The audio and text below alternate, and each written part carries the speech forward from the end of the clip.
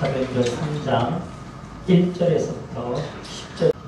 시간이 점점 갈수록 이 시대는 점점 악해져 가는 것 같습니다. 그러다 보니까 우리 삶이 나는 하나님의 자녀로서 이 땅을 살아가야 하는데 그런 모습보다는 우리도 가랑비에 옷 젖는다고 점점 나도 모르는 사이에 우리의 많은 부분의 모습들이 하나님과는 점점 멀어져 가는 것들이 있지 않나라는 생각을 해봅니다. 그런데 우리가 방향을 돌이키기 위해서 그리고 이 세상 우리를 끊임없이 어떤 넓은 길, 넓은 대로로 인도하려고 하는 이 세상에서 우리가 정말 좁은 길을 가려면 그 힘만으로 되지 않습니다. 예수 그리스도의 능력이 저와 여러분들 중에서 나타나야 합니다. 그리고 그 예수 그리스도의 능력으로 우리가 새롭게 될 때 여러분 우리의 삶이 변할 때고요. 우리 교회가 변해야 됩니다. 그리고 이 나라가 변해야 됩니다. 그래서 오늘과 다음 주 2주 동안은요, 우리가 예수 그리스도 이름의 능력에 관해서 같이 나눠보고자 합니다. 오늘 본문은 제9시라고 얘기합니다. 제9시는 지금 시간으로 얘기하면 오후 3시쯤을 가리킵니다. 성전에 기도하러 간 베드로와 요한에게 날 때부터 걷지 못했던 사람이 구걸을 합니다. 아마도 다른 일로 생계를 유지할 수 없었던 그에게 있어서 구걸은 그가 이 땅을 살아갈 수 있는 그의 유일한 생계의 수단이었을 것입니다. 그런 그에게 베드로와 요한이 두 가지 말과 한 가지의 행동을 합니다. 첫 번째 베드로가 한 말을 우리가 한번 살펴보면요. 첫 번째는요. 우리를 보라입니다. 베드로는 그에게 이렇게 합니다. 우리를 보라. 대부분의 사람들이 동전 몇 개를 던져주고 지나가지 구걸하는 사람이 귀찮게 자리를 보라고 얘기하지 않습니다. 여러분 우리도 이렇게 간혹가다 길을 가다 보면 노숙자들이 계실 때 우리가 도움을 드릴 때도 있습니다. 그런데 우리가 도움을 드릴 때 우리도 조용히 그냥 돈을 꺼내서 그 앞에 놓고 가지 우리가 저 좀 보세요 이렇게 얘기하지는 않아요. 그렇죠? 그런데 그에게 우리를 보라라고 얘기한 것 아마 그 구걸하던 사람에게 평생을 안진뱅이로 살았던 그 사람에게는 아마도 어떻게 보면 새로운 경험이었을지도 모릅니다. 구걸하던 순간 그는 아마 이 생각을 했을 것입니다. 우리를 좀 보라? 야 이거 뭔가 나에게 좀 뭔가 좀 굉장한 걸 주려고 하나? 그는 아마 또 그런 생각을 하지 않았을까 싶습니다. 그는 얼른 베드로와 요한을 바라봤을 것입니다. 여러분 보라고 했었을 때 보라고 하는 것은 우리 신앙에 있어서도 굉장히 중요합니다. 여러분 이것을 지금 우리에게 적용시켜 보자면 뭐냐면요. 우리가 어떠한 하나님의 말씀을 들었을 때 우리 마음에 감동이 있거나 우리가 찬양을 불렀을 때 우리 마음에 감동이 있거나 우리가 하나님께 기도했을 때 하나님이 우리 마음에 감동을 주시는 경우들이 있습니다. 야 나는 네가 이렇게 했으면 좋겠다. 나는 네가 이렇게 했으면 좋겠다. 여러 가지들이 있을 수 있습니다. 그러면 여러분 지금 우리를 보라 했었을 때 우리를 바라보는 것 그것이 우리에게 적용되어야 될 때는요. 하나님이 우리에게 주시는 그 감동을 우리는 바로 아멘하며 순종해야 된다는 것입니다. 하나님이 나에게 여러 가지 것으로 내 마음에 나는 네가 이렇게 하기를 원한다. 어떠한 마음을 주셨는데 나중에 좀 한가함을 하지 그러지 말라는 거예요. 모든 것은 때가 있습니다. 하나님이 우리에게 감동을 주실 때는요. 그것을 행할 때이기 때문에 주신 것입니다. 그러니까 여러분 하나님이 여러분의 마음속에 어떤 성령의 감동으로 하나님의 마음을 알게 하신다면 그것을 지키 행하시기 바랍니다. 다시 본문으로 돌아가 보면요. 기대하던 그에게 베드로가 얘기합니다. 은과 금은 여기까지 얘기할 때 그는 아마 깜짝 놀랐을 거예요. 은하고 금 준다고. 근데 그 뒤에 이어지는 말이 뭡니까? 내게 없거니와. 은과 금은 내게 없거니와. 아마 여기까지 이럴 때 그는 실망하지 않았을까요? 아니 돈을 주는 것도 아니고 금과 은도 주는 것도 아니고 왜 뭐라고 해? 순간 그랬을 수도 있습니다. 하지만 그의 귀를 다시금 솔깃하게 하는 말이 곧 들려옵니다. 내게 있는 것을 내게 있는 이것을 내게 주노니 나에게 은과 금은 없어. 하지만 내가 나한테 있는 것을 너에게 줄게. 이렇게 얘기하고 있는 것입니다. 아마 그 사람에게는 은과 금은 당장 은과 금을 주면 너무나 좋겠지만 당장 필요한 동전 몇 개라도 주겠지 하고 작은 기대를 그는 했을지도 모릅니다. 그런 그에게 베드로가 힘있게 외칩니다. 나사렛 예수 그리스도의 이름으로 일어나 걸으라. 나사렛 예수 그리스도의 이름으로 일어나 걸으라. 여러분, 예수님의 제자들이 소유한 가장 중요한 것, 가장 최고의 가치는, 가장 최고의 보물은 예수 그리스도였습니다. 당시에 예수님의 제자들은요, 이 예수님을, 예수 그리스도를 소유하기 위해 구걸하던 사람이 은과 금, 그가 원하던 그 모든 것들을 배설물로 여겼던 사람들입니다. 하지만 제자들이 처음부터 그랬던 것은 아니죠. 여러분, 예수님이 3년 반 동안 이 땅에서 공생애를 하셨을 때, 공생애라는 것은 예수님이 3년 반을 33살을 이 땅에 계셨는데 어떤 30살까지는 일상의 삶을 사셨고, 이제 3년 반 동안은 그 하나님의 일을 하셨기 때문에 우리가 공생애라고 표현을 하는 것이거든요. 자, 그러면 예수님의 공생애 동안 제자들이 예수님과 함께 했습니다. 그런데 그때도 제자들이 그랬나요? 아니요, 그러지 않았습니다. 예수님을 따르고는 있었지만 그 제자들의 마음속에서는요, 어떤 특권의식도 있었고요. 나는 예수님의 어떤 이런 엄청난 능력을 행하는 예수님의 제자라는 특권의식도 그들 속에 있었고요. 여러분, 또 예수님이 잡히시기 얼마 전에 야고보 요한이 뭐라고 합니까? 예수님이 하늘나라에 하나님의 영광 가운데 앉았을 때 나를 좌편과 우편에 앉혀달라고 얘기하지 않습니까? 여러분, 그들도 여전히 어떤 세상의 가치, 세상의 명예, 세상의 권력이 그들에게 소중한 자들이었습니다. 하지만 예수님이 십자가에서 못 박혀 죽으시고 나서 그들은 뿔뿔이 흩어졌었습니다. 피했습니다. 도망다녔습니다. 하지만 예수님이, 부활하신 예수님이 다시 제자들을 모으시고 승천하시면서 뭐라고 하셨어요? 하나님이 주시는 성령이 임할 때까지 이곳에 이 성에 머물라. 우리 지난번에 이 성에 머물라라는 내용도 같이 나눴었잖아요.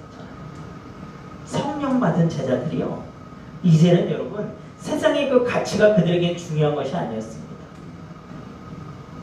그들에게는 예수 그리스도, 성령을 통해 내 안에 임재하고 계신 예수 그리스도가 그들에게 가장 중요한 것이었습니다. 가장 큰 보물이었습니다. 그렇기 때문에 그들은 그 안진뱅이로 구걸하던 사람에게 은과 금은 나에게 없어. 하지만 나는 내게 있는 가장 귀한 것을 줄게. 예수 그리스도. 그리고 그 예수 그리스도의 이름의 능력으로 일어나 걸으라고 얘기한 것입니다. 왜 사도들은 예수님의 제자들을 예수 그리스도의 이름으로 라고 외쳤을까요?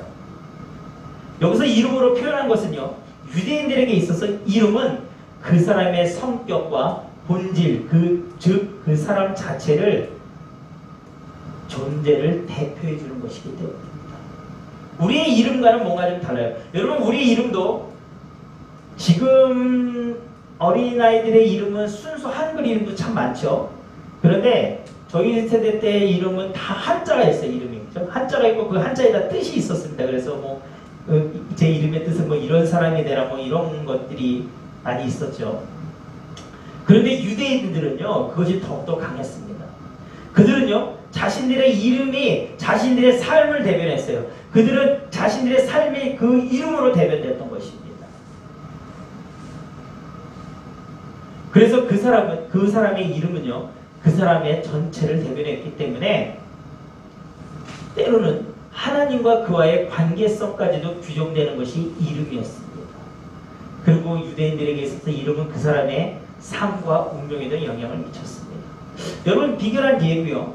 성경에서 가장 오래 산 사람이 누굽니까? 무드셀라. 그죠? 그 사람이요, 969세까지 세상을 살았습니다. 그런데 무드셀라의 이름의 뜻이 뭔지 아십니까, 여러분? 죽으면 보내리라요. 죽으면 보내리라. 뭔가 좀 생뚱맞죠, 이름이. 죽으면 보내리라. 근데 여러분, 무드셀라가 죽던 해에 성경에 보면 어떤 사건이 일어난 줄 아십니까? 노아의 홍수가 그때 일어났어요. 죽으면 보내리라. 그러니까 무드셀라의 삶이 하나님이 그 당시 죄악 가운데 살던 사람들에게 마지노선했던 거예요. 그러니까 저는 그래서 무드셀라가 가장 오래 산 것도 어떻게 보면 하나님의 사랑이 그만큼 우리에게 크셨다라는 것입니다. 야, 내가 제 무드셀라 살독가는 내가 너희들이 돌아올 기회를 주신 거야, 하나님이. 그래서 무드셀라는 가장 오래 산 것입니다. 그리고 그가 그 이름의 뜻대로 죽으면 보내리라. 무드셀라가 죽던 해에 홍수 사건이 일어납니다. 여러분 예수님의 이름, 예수라는 이름도요. 마태복음 1장 21절에 보면요. 아들을 낳으니 그의 이름을 예수라 하라. 이는 그가 자기 백성을 그들의 죄에서 구원할 자신이니라. 여러분 예수님의 이름은 구원자라는 의미입니다. 자, 이렇게 살펴본다면요.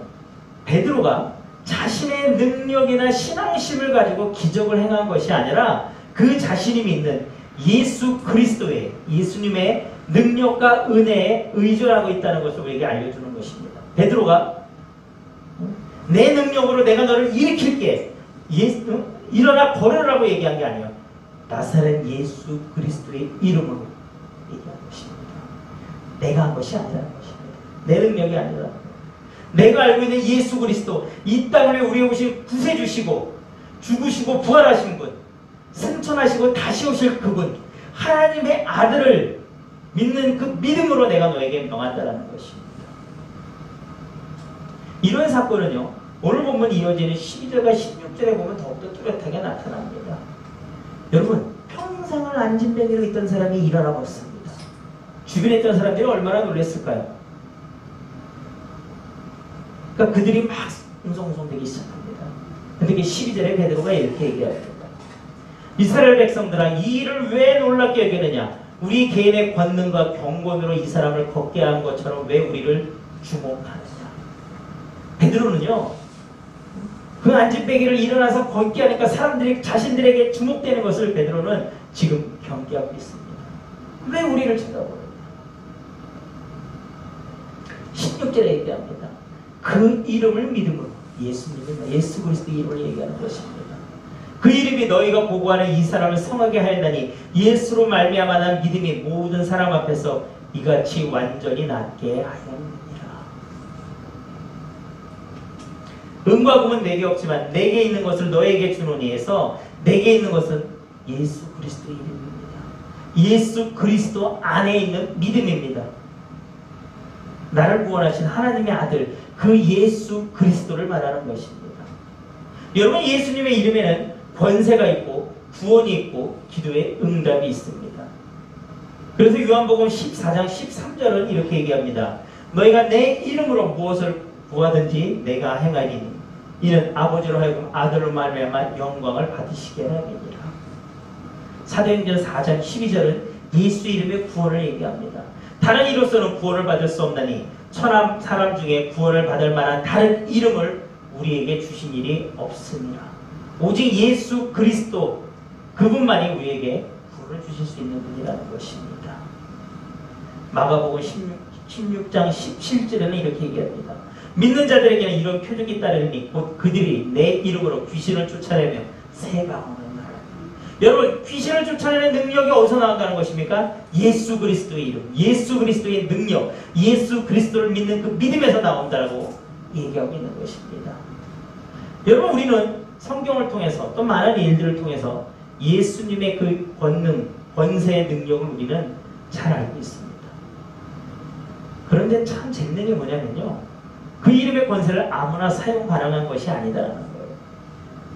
사도행전 19장에 보면요, 예수님의 제자들, 사도 바울을 비롯한 예수님의 제자들이 돌아다니면서 복음을 전하고 정말 많은 기적과 이적을 베풀기 시작합니다. 사도 바울 같은 경우는요, 어떤 일이 일어나냐면요, 그가 손수건이나 앞치마를 가져다가 병든 사람이나 딱 얹으면요, 그 병이 떠나가고요, 귀신이 떠나갔다고까지 기록되어 있습니다. 놀라운 능력이 그들을 통해서 나타나기 시작했습니다. 그러다 보니까 어떤 마술하는, 여러분 그 당시에는요, 지금처럼 뭐 병원이 있고 막 의료가 기술이 막 발달하던 때가 아니잖아요. 그러니까 마술사나 주술사나 이런 사람들이 뭐 주술로 병을 치료하고 뭐 이런 일들이 우리 영화에서 보는 일들이 막 일어났던 시대거든요. 그러니까 마술하던 유대인들이 딱 보니까 야, 이거 대단한 거거든. 그의 입장에서 보면. 그러니까 그가 악기 들린 사람한테 가서 얘기합니다. 예수 이름을 불러서 얘기합니다. 내가 바울이 전하는 예수를 의지하여 너에게 명하겠노니 떠나가라 얘기합니다. 유대의 제사장이었던 스게와와 그의 일곱 아들도 이 일을 행하였습니다. 그렇게 그들도 얘기했어요. 그런데 악기가 여러분 뭐라고 얘기했는 줄 아십니까? 내가 예수도 알고 바울도 아는데 너희들은 누구냐라고 얘기합니다. 그러면서 오히려 그들에게 올라가서 그들을 괴롭힙니다. 여러분, 그들도 똑같이 예수 그리스도의 이름을 얘기했습니다. 나사렛 예수를 얘기했습니다. 하지만 왜 그들이 얘기하는 예수 그리스도의 이름에는 능력이 나타나지 않았을까요? 왜 그렇습니까?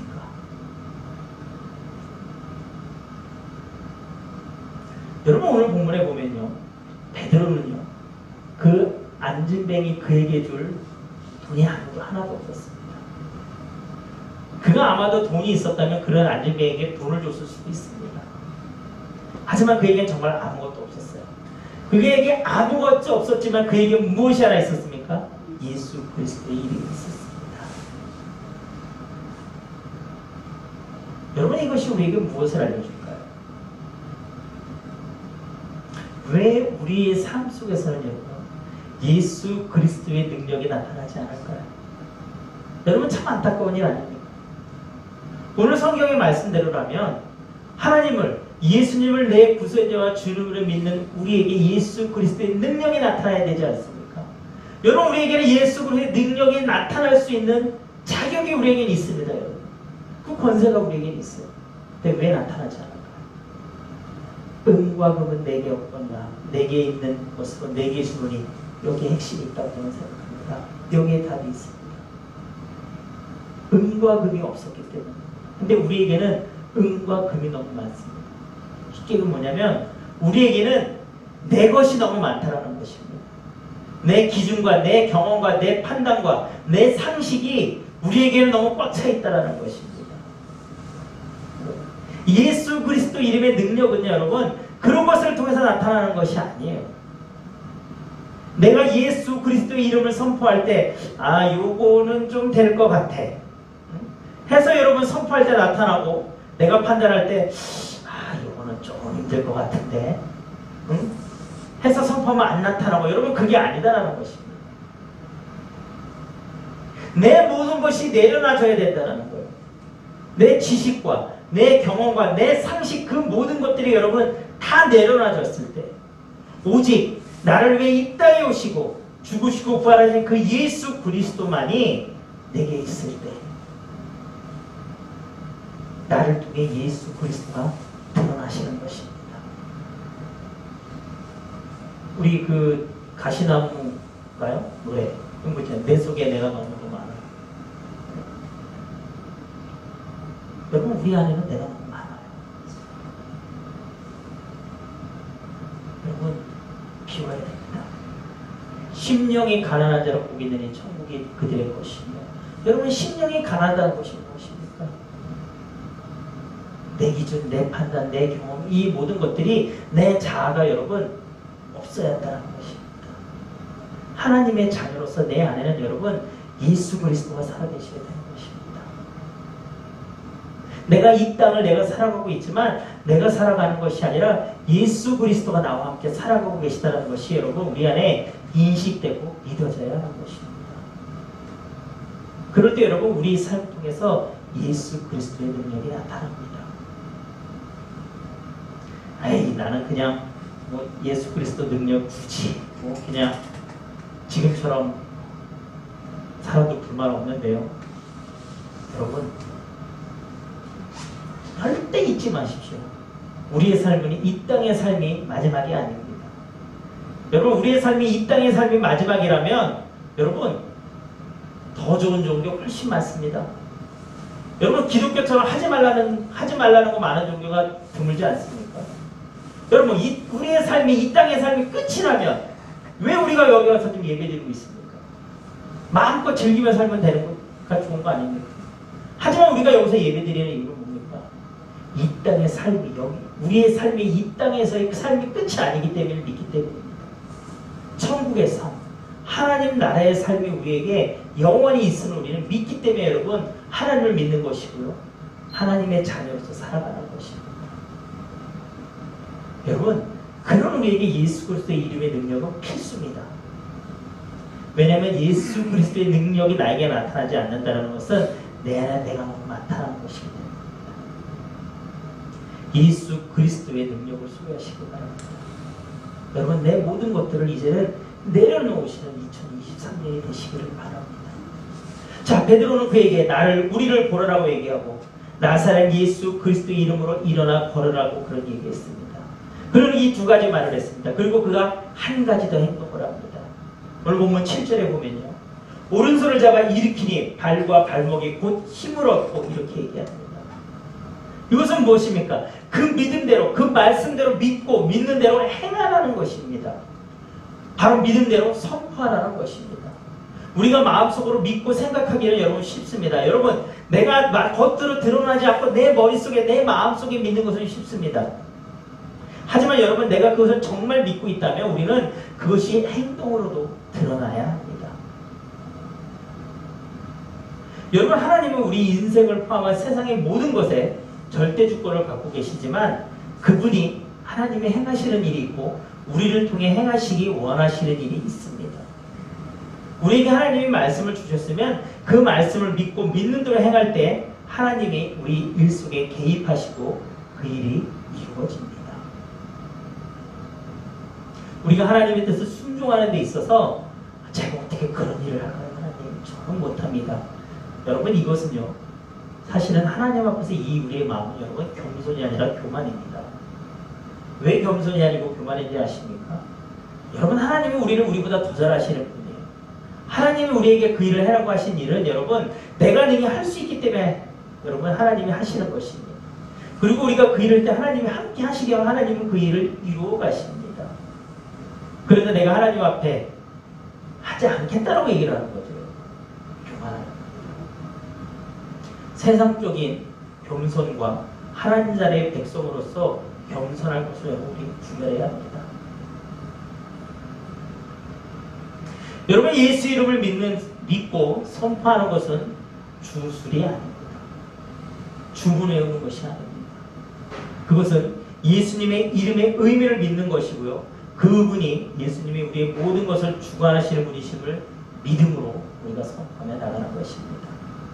그래서 예수 이름의 선포는요, 내 자신의 믿음을 입으로 표현하는 것이고 마법의 주문을 외우는 것이 아닙니다. 우리가 우리 삶 속에서 예수 그리스도의 이름을 선포할 때 여러분 이 선포를 통해 나의 믿음, 우리의 믿음은 성장합니다. 여러분, 제가 2023년도 교회표를 예수 그리스도의 이름의 능력이 나타나는 교회로 정한 이유는 바로 이곳에 있습니다. 여러분, 이제는 우리 교회도 예수 그리스도의 능력이 나타나는 교회가 되어야 되고요. 그러기 위해서 우리 각자가 여러분 우리의 삶 속에서 예수 그리스도의 이름이 믿음으로 선포되어야 합니다. 그리고 그 믿음이 우리의 삶 속에서 증명되어 가야 합니다. 여러분, 그럴 때 내 삶이 바뀝니다. 그리고 내 삶이 바뀌면 내 가족의 삶이 바뀝니다. 그리고 내 가장 가까운 이웃들의 삶이 바뀌어집니다. 여러분, 이 교회가 변합니다. 교회가 바뀌면 이 지역이 변화됩니다. 그리고 세상이 변화되고 하나님 나라가 이루어집니다. 여러분, 그것들이 우리 쓰임받아야 하지 않겠습니까? 여러분, 2023년도에는요 우리 삶이 좀 바뀌었으면 좋겠어요. 그냥 적당한 신앙생활, 좋은 게 좋다는 신앙생활이 아니라 여러분 이제는 확실한 신앙생활을 우리가 했으면 좋겠습니다. 확실한 믿음 생활을 했으면 좋겠어요. 예수 그리스도를 내가 정말 믿는다면 나를 통해 예수님 일해 주십시오. 내가 예수님 일의 통로가 되기를 원합니다라고 우리가 믿음으로 여러분 선포하며 나갔으면 좋겠습니다. 예수 그리스도의 이름의 능력이 저와 여러분의 삶을 통해 드러나기를 주님의 이름으로 축원합니다.